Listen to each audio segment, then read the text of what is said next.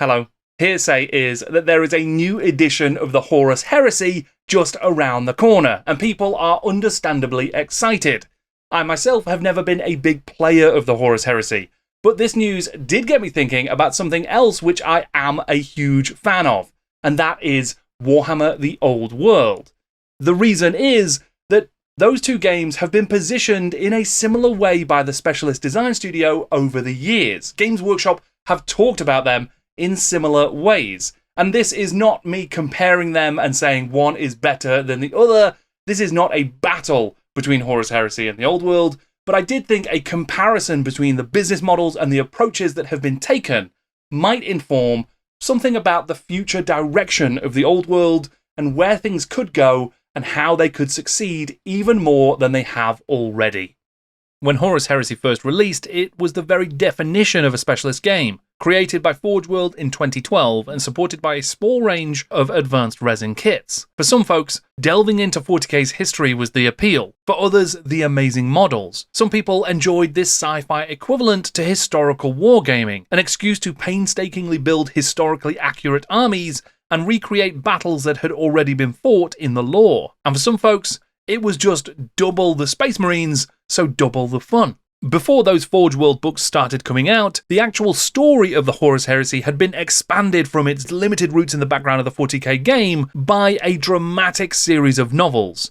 They started in 2006 with Dan Abnett's Horus Rising, and that set the Black Library on a new path to publishing domination. Black Library author and former Warhammer Fantasy lore master Gav Thorpe recently joined us on the GW Book Club to talk about Malekith, the first novel in his trilogy about the elves and the Sundering during the Warhammer Time of Legends. In that conversation, he said this. How did these stories set in the deep history of the Warhammer world get conceived? I think it's fairly straightforward, which was like Horus Heresy did really well. So it was like, let's do some history for Warhammer. Like, let's do the big stories, the big stories of the big past sort of thing. And there's a few that would stand out. There was the Sundering. There's obviously the founding of the Empire that Graham did, and a bunch of other ones. And Warhammer's always been quite founded on some of these very pivotal, like either eras or character stories. So I think, it was as simple as that, really. It was just at the time. I mean, Warhammer was doing it right, but it was just like, okay, how can we get the Warhammer book sales closer to the 40k book sales? I think was the thing, and actually having a few real kind of like tentpole event series, but obviously they'd have to be historical. So it was like the Warhammer Legends came about. Which makes complete sense. The Horus Heresy grew to be a series of more than 60 books, novels, short stories, art books, all kinds of awesome stuff, and some very pricey special editions. It is unsurprising that Games Workshop would want to create something similar for Warhammer Fantasy. The Time of Legends series featured a number of separate stories written by different authors that covered the most pivotal moments in Warhammer Fantasy history, with Gav Thorpe's Sundering trilogy covering the elves and how the Dark Elves were first created, Graham McNeil's Sigmar telling the story of the founding of the Empire, C.L. Werner's Black Plague series that looked at the origins and arrival of the Skaven, The Rise of Nagash written by Mike Lee, The War of Vengeance about the dwarfs and the elves, and a host of other narratives as well, covered in one-off books and short story collections. Intriguingly, it's just become clear that Amazon have listed an omnibus collection of Graham McNeil's Sigmar stories, with brand new covers in the Old World branding. This is scheduled to be released in September, and then Mike Lee's Nagash seems to be following it in December of this year as well. So it seems like these Time of Legend stories, these tales from before the present day of the Old World wargame, are being re-released for us to enjoy the grand narratives that have led the Warhammer known world to be what it is by the start of the wargame's setting. But is there room for a brand new narrative, a brand new story that brings together characters from across the entire old world to tell a single cohesive story in the same way as the Horus Heresy did for 40k? The difficulty, as Gav suggests, is in the fundamental difference in the natures of the 40k and the Warhammer Fantasy universes and their stories. Because of the way 40k was created and how it's been developed over time, the Space Marines are essentially the protagonists. The Imperium is at the heart of its narrative story. And as things evolved and changed, that became more and more and more the truth. The Horus Heresy is the original sin of the Space Marines. It is a foundational building block on which the entire 40k universe is built. That's not really how the Warhammer Fantasy universe has ever worked, though. And whilst, yes, there are arguments to be made that maybe the humans and the Empire in particular are the protagonists of the Warhammer world, it's not quite true. Sure, you have got lots of games that take the perspective of the humans. The Empire, at the heart of the old world, is made to be an important perspective on the events that take place across Warhammer's story. And of course, the Black Library has released countless novels that take human protagonists as the lead characters. But if you look at most editions of the game, if you look at the way all of the different Warhammer Armies books are positioned and the broader narrative, I suppose, of the Warhammer world, the Empire, of course, are an important faction, but Chaos are just as important, much like they are in the Horus Heresy, but so are the Dwarfs, and the Elves, and Kislev, and Bretonnia. These different factions play huge roles. It would be impossible to say that Skaven and the Undead were not just as important in the sort of broader narrative strokes of Warhammer Fantasy's lore and fluff and background stories. So you could potentially take an Empire-led story and make that into the foundational building block. But then you'd have a bigger problem because there's thousands of years of history before the Empire even exists. There is all of this stuff with the original sort of primordial chaos, the Slann, the sundering of the Elves, the War of Vengeance with the Dwarves. These things are all super important parts of Warhammer Fantasy's background story, and they don't include the humans at all. Many of the Time of Legends books have been well received and are considered some of the best fiction in the Warhammer Fantasy canon, but they cover thousands of years of game history, and they tackle lots of different characters who don't necessarily interact or contribute to the same series of events in the same way that Horus Heresy does. There is no single through line, no single narrative that compounds and develops over the course of all of those stories, outside of the broader sense that this is the foundation of the Warhammer setting. It is not a personal progression, a personal story that you can follow and see how one thing affects another to affect the current game. But does that matter at all? Well, in the grand scheme of things, no, it doesn't. It's not important. There's loads of cool stories to tell in the Warhammer Fantasy universe. There's loads of cool factions. There doesn't need to be a protagonist. If anything, you could argue that 40k is maybe hindered a little bit by its reliance on Space Marines and their central focus in the narrative. But it is relevant when you want to take a look at the comparisons between the Old World and the Horus Heresy, because the Horus Heresy is hugely driven by that extremely strong and detailed narrative at its heart. The Old World, it hasn't necessarily got something as strong and central. And why do we have to take this comparison at all between the Old World and Horus Heresy? Well, that was how it was originally pitched when the Old World was first announced. The Old World is to Warhammer Age of Sigmar as the Horus Heresy is to Warhammer 40,000. The bedrock of lore from which mortals rose to godhood and legends were forged. And like the Horus Heresy, seeing those mythic heroes in action has an undeniable appeal, as does recreating the glorious armies of a previous epoch, an exciting proposition for hobbyists and gamers alike. Now, of course, 2019 is a time of legend in and of itself, and the world has changed considerably since then. The Old World game clearly went through plenty of changes in its development since then too, given that it was seemingly being teased at the time as being built around Kislev as a starting faction.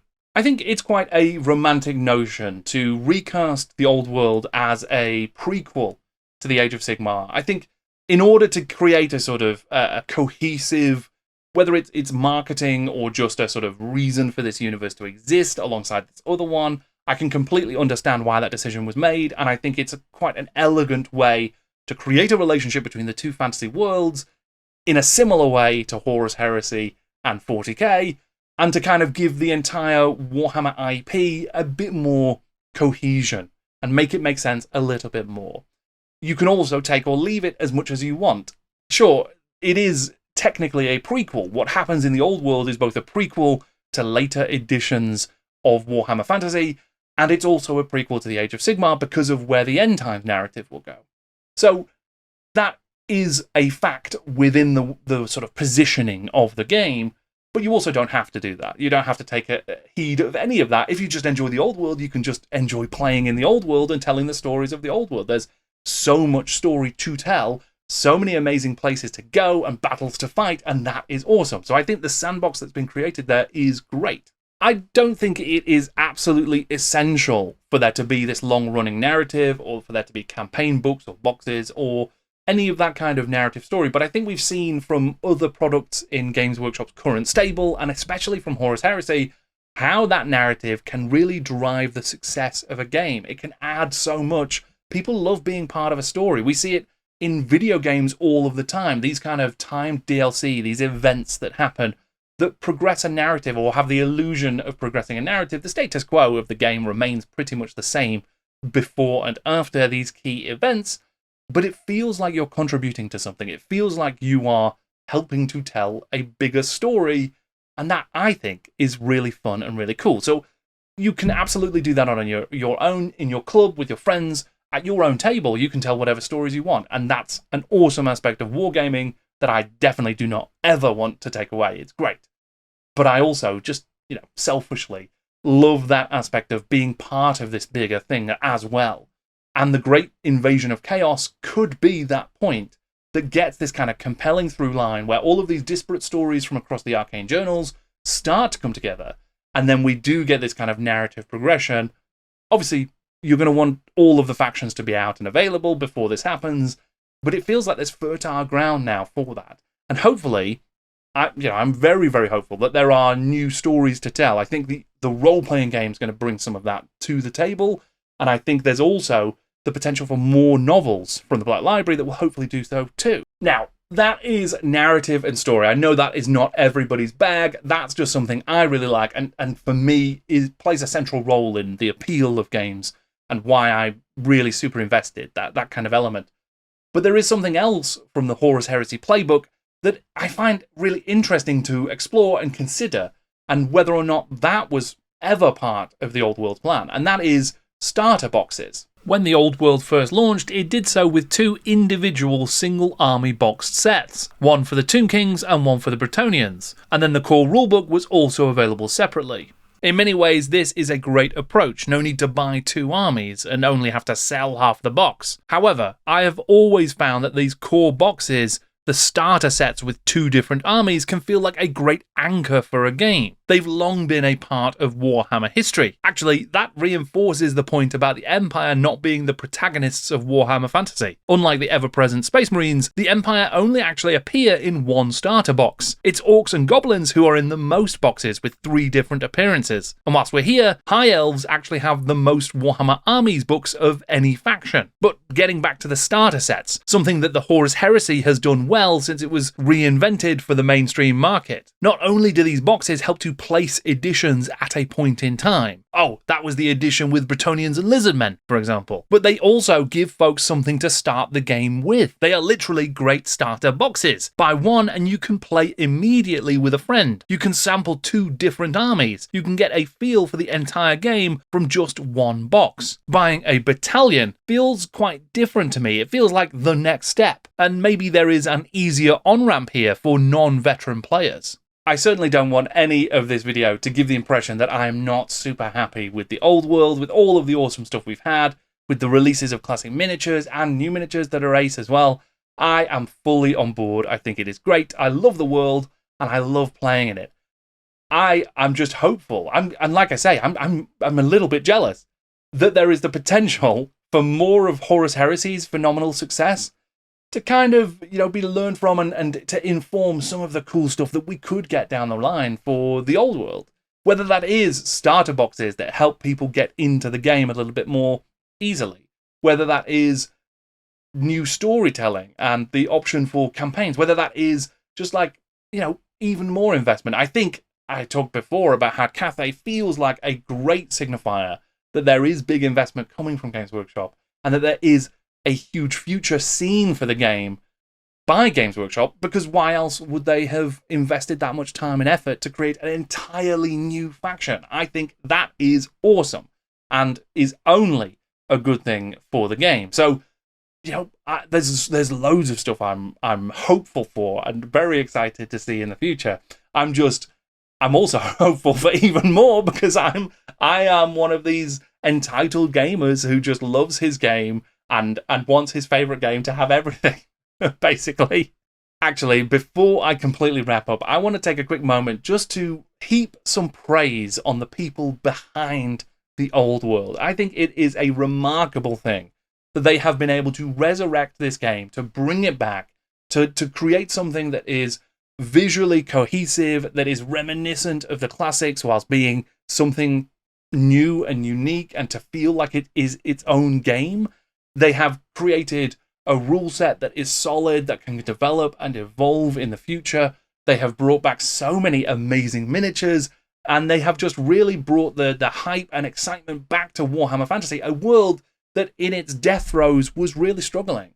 And now we find so much excitement about it, so many people who are invested again, people dusting off their armies, getting them out of the attic, people who are back at the gaming tables for the first time in a decade or more, and just new people who are getting super excited about these factions as well. So I think that they have done a fantastic job, and I would like to thank them for doing it and for sticking with it and for continuing to come up with really cool stuff.